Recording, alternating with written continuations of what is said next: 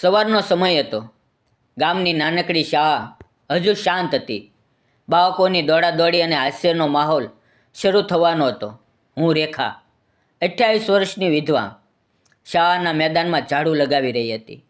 મારો 5 વર્ષનો દીકરો કુંજ શાળાની બેન્ચ પર બેસીને પોતાની નાનકડી પેન્સિલથી ચિત્ર દોરી રહ્યો હતો.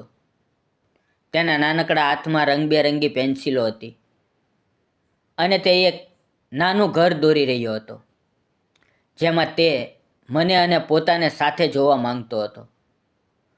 હું શાળામાં સફાઈનું કામ કરું છું, જેનાથી ઘરનું ગુજરાન ચાલે છે અને કુંજની શાળાની ફી ભરાય છે.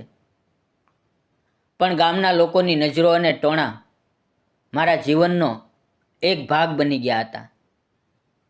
વિધવા છે, આટલી નાની ઉંમરમાં શાળામાં કામ કરે છે, કોની સાથે શું ચાલે છે? આવા શબ્દો મને રોજ સાંભળવા મળતા. હું ચૂપચાપ સહન કરતી, કારણ કે મારે કુંજનું ભવિષ્ય બનાવવું હતું.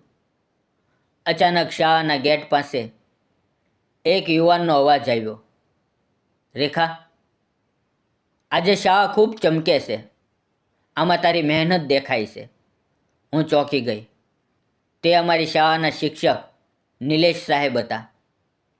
તેમના ચહેરા ઉપર હંમેશા એક નમ્ર હાસ્ય હોય અને તેની આંખોમાં એક એવી શાંતિ હતી જે મને થોડી શરમ અને થોડી હૂંફ આપતી હતી. મેં ખચકાતા હસીને કહ્યું, આભાર સાહેબ. પણ મનમાં એક શંકા હતી કે તે આટલી નમ્રતાથી વાત કેમ કરે છે. અને પછી મિત્રો, કંઈક એવું બન્યું જેનાથી મારું જીવન બદલાઈ ગયું. તો મિત્રો, મારું નામ રેખા છે. હું 28 વર્ષની છું અને વિધવા છું. મારા પતિનું 4 વર્ષ પહેલાં એક અકસ્માતમાં અવસાન થયું હતું. તે દિવસે આખું ગામ શોકમાં ડૂબી ગયું હતું. પણ તે શોક કરતાં મારું દુઃખ વધુ ઊંડું હતું. ત્યારથી હું મારા દીકરા કુંજ સાથે આ નાનકડા ગામમાં એક ઝૂંપડામાં રહું છું. મારા સાસરિયા બીજા ગામમાં રહે છે, પણ તેઓ મારી સાથે બહુ સંપર્ક રાખતા નથી, કારણ કે તે એવું વિચારે છે કે વિધવાને ઘરે રાખવી તે અપશુકન લાવે છે. આવી વાતો સાંભળીને હું ચૂપ રહી ગઈ. ગામના લોકોની નજરો અને ટીકાઓ મારા જીવનનો એક ભાગ બની ગયા છે. વિધવાએ ઘરમાં રહેવું જોઈએ.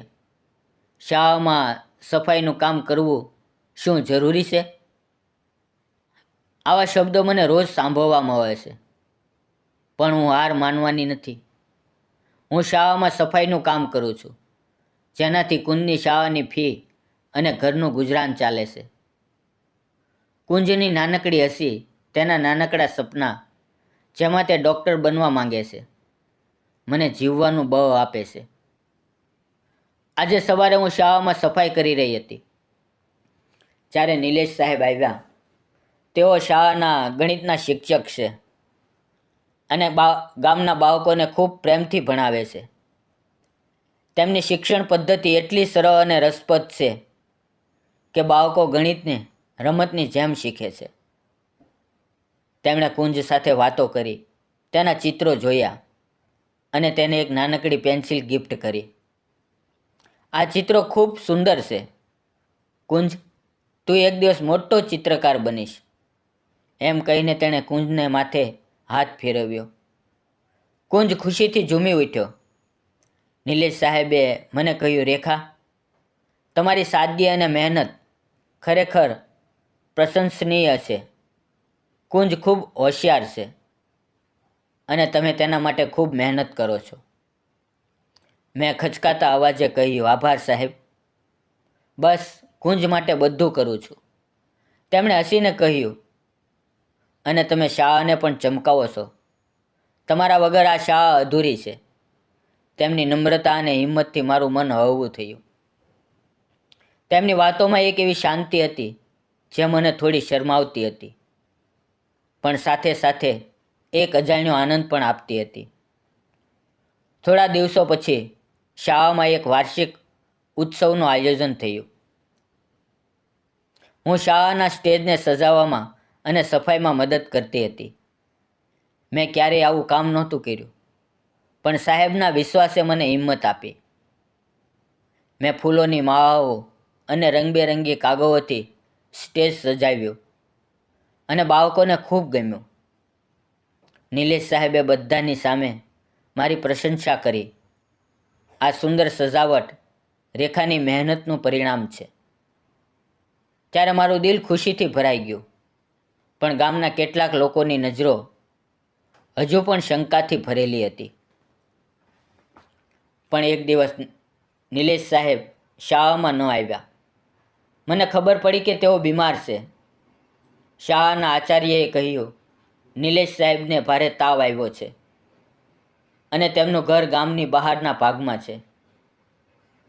તેમની સંભાળ લેવા કોઈ નથી. મારું દિલ બેચેન થઈ ગયું. નિલેશ સાહેબે કુંજને ભણાવ્યો હતો, તેની હિંમત વધારી હતી અને મારી મહેનતની કદર કરી હતી. હું કુંજને શાળામાં શિક્ષકની દેખરેખ હેઠળ મૂકીને નિલેશ સાહેબના ઘરે ગઈ. તેનું ઘર નાનું અને સાદું હતું. દિવાલો પર થોડા પુસ્તકો અને બાળકોના ચિત્રો હતા. તેઓ પથારીમાં પડ્યા હતા, નબળાઈથી ભરેલા. મેં તેમના માટે ખીચડી બનાવી, ગરમ પાણીનો શેક આપ્યો અને દવા લાવવા ગામના દવાખાને લઈ ગઈ. ઘરની સફાઈ કરીને હું થોડી શાંતિ અનુભવી. નિલેશ સાહેબે નબળા અવાજે કહ્યું, રેખા, તું આટલી મહેનત કેમ કરે છે? હું તો ફક્ત શાળાનો શિક્ષક છું. મેં હસીને કહ્યું, સાહેબ, તમે મારા કુંજને ભણાવો છો, તેની હિંમત વધારો છો. આ તો મારી ફરજ છે. તેમણે મારી તરફ જોયું અને તેની આંખમાં એક અલગ જ ચમક હતી, જેમાં આભાર અને કંઈક અજાણ્યો લાગણીનો ભાવ હતો.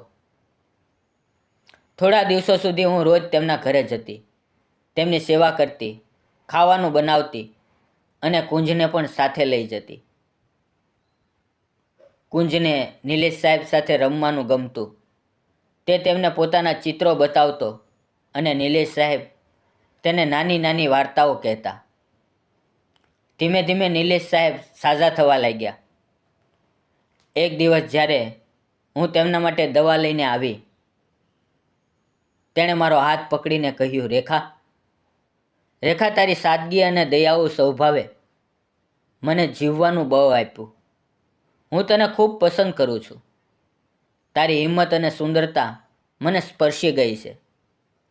મારું દિલ ધડકવા લાગ્યું. હું બોલી, સાહેબ, પણ હું વિધવા છું. ગામના લોકો શું કહેશે?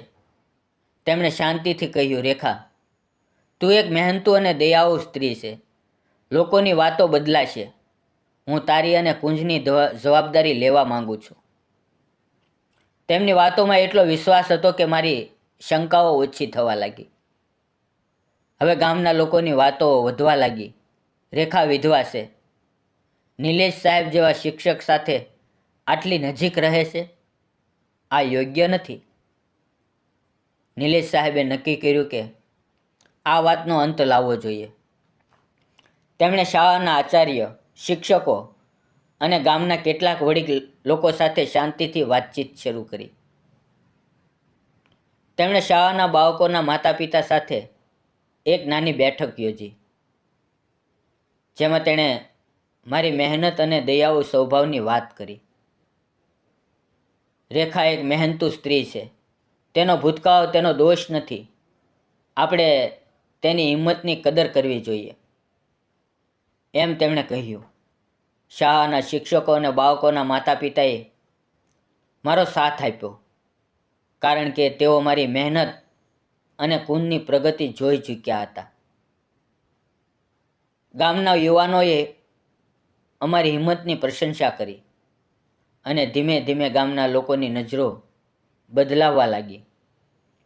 એક સાંજે નિલેશ સાહેબ મારા ઝૂંપડે આવ્યા. તેના હાથમાં એક નાની થેલી હતી, જેમાં કુંજ માટે નવા પુસ્તકો, એક રમકડાની ગાડી અને મારા માટે એક સુંદર શાલ હતી. તેણે મારો હાથ પકડીને કહ્યું, રેખા, હું તને ખૂબ પ્રેમ કરું છું.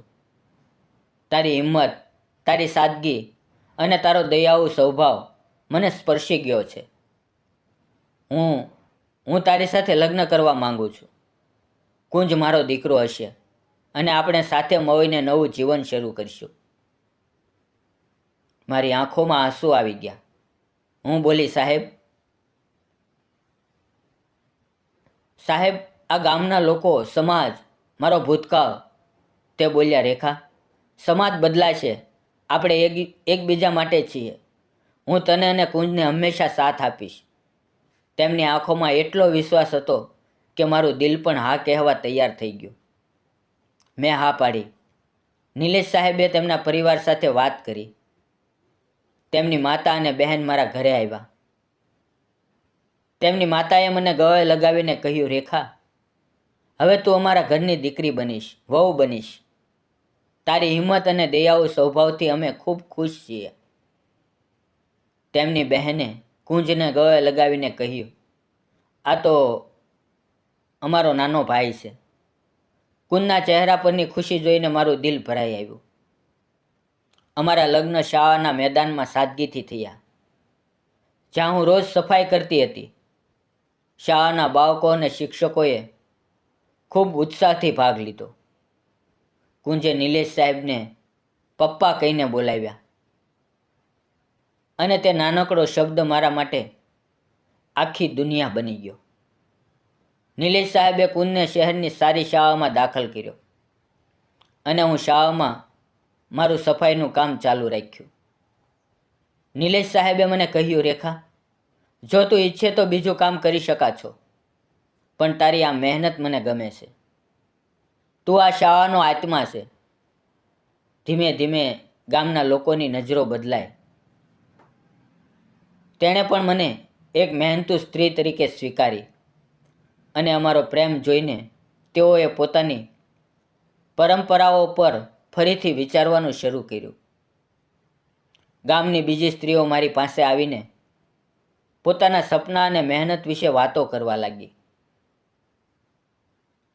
હું તેમને પ્રોત્સાહન આપતી અને નિલેશ સાહેબે શાળામાં એક નાનું તાલીમ કેન્દ્ર શરૂ કર્યું, જ્યાં ગામની સ્ત્રીઓને હસ્તકલા અને અન્ય કૌશલ્યો શીખવવામાં આવતું. આજે હું, નિલેશ સાહેબ અને કુંજ એક ખુશીભર્યું જીવન જીવીએ છીએ. નિલેશ સાહેબની નમ્રતા અને શિક્ષક તરીકેની સમજણ અમારા જીવનને સુંદર બનાવે છે. હું હજુ પણ શાળામાં સફાઈનું કામ કરું છું, પણ હવે તે માત્ર કામ નથી, એ મારા સન્માનનું પ્રતીક છે. નિલેશ સાહેબ મને હંમેશા સપોર્ટ કરે છે. મિત્રો, તમને શું લાગે છે? નિલેશ સાહેબે મારી સાથે લગ્ન કરીને સમાજના નિયમો તોડ્યા. શું તે સાચું હતું? જો તમે મારી જગ્યાએ હોત તો શું કરત? કોમેન્ટમાં જણાવજો. પ્રેમ એકબીજાને સમજવાથી અને સહારો આપવાથી ખીલે છે. કોઈનો ભૂતકાળ નહીં, પણ તેનું દિલ જુઓ. જો આ વાર્તા ગમી હોય તો લાઈક કરો, શેર કરો અને ચેનલને સબસ્ક્રાઈબ કરો. મિત્રો, વિડીયોમાં આવેલા નામ, પાત્ર અને ઘટના ફક્ત કાલ્પનિક હતા. તેનો કોઈ પણ વ્યક્તિ, જાતિ કે ધર્મ સાથે સંબંધ નથી. આ વાર્તા ફક્ત મનોરંજન અને શૈક્ષણિક હેતુથી બનાવવામાં આવી હતી. તેનો અન્યથા ઉપયોગ ન કરો.